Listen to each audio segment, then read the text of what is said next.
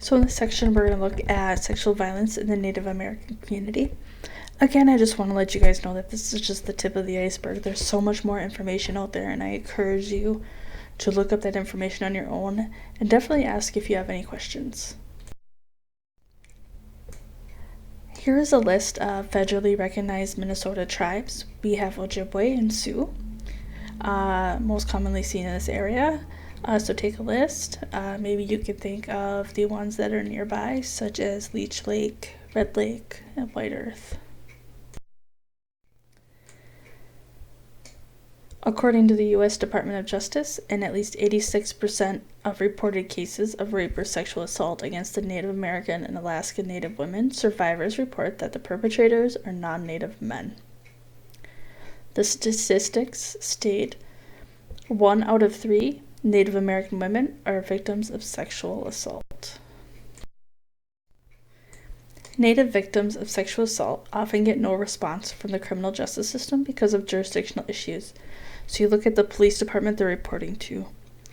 Maybe it happened on the reservation, so it would be the tribal police.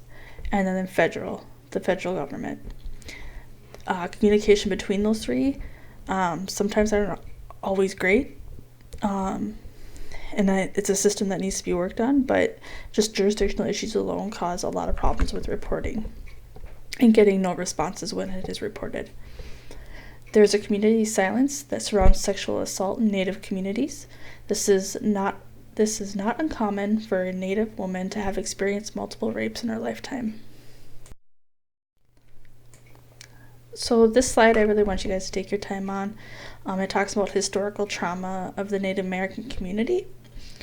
It also talks about the boarding schools where they were forced to assimilate to the English way of life, and how their culture was being forced away from them. So I urge you to take time on this part of the video right now.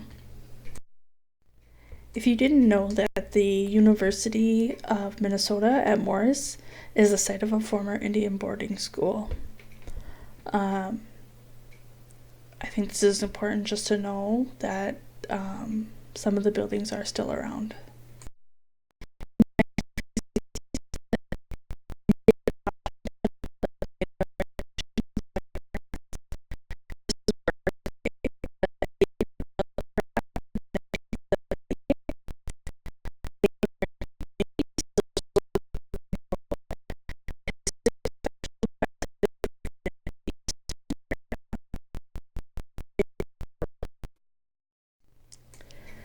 Native Americans experienced massive loss of lives, land, and culture from the European contact and colonization, resulting in long legacy, chronic trauma, unresolved grief across generations. Indian boarding schools caused irrevocable damage to the Native culture. Strip away their culture. That was the essential goal of the boarding schools.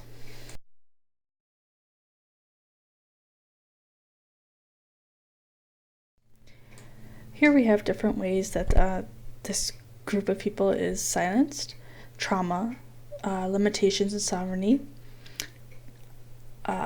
Native law, past prohibition of Native religions, continued potency of the boarding school era, small communities, there's little confidentiality, racism, oppression, historical trauma, all equals to community silence.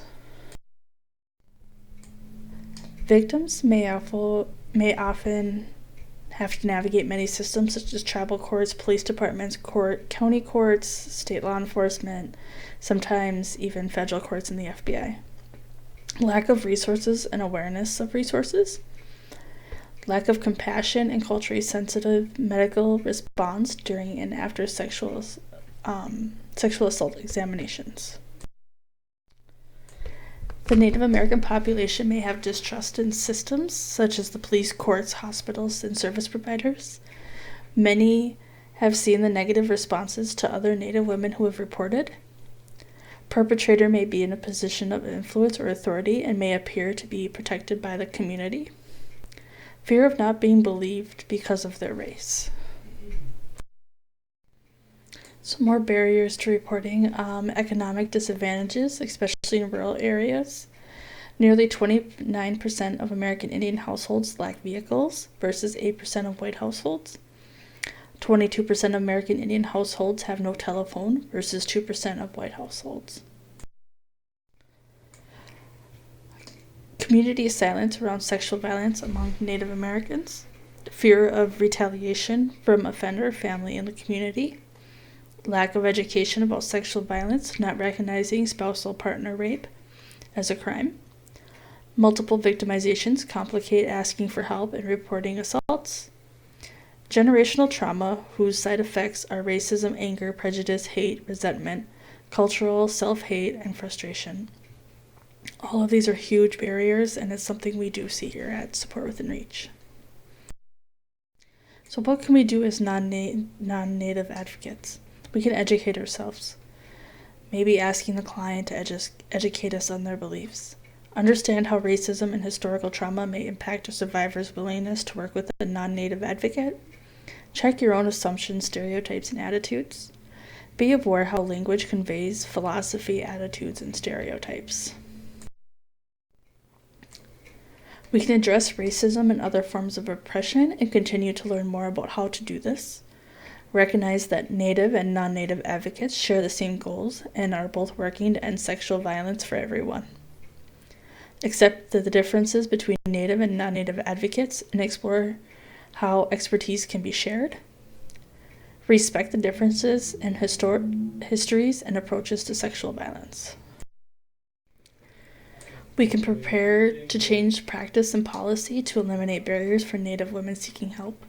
We can extend your action and involvement in creating a culture of respect for Native women, present non-Native leadership with options for change the mindset of the people with regarding Native women as rapeable. Things we need to remember. Each tribe has its own language, customs, traditions, and cultural norms.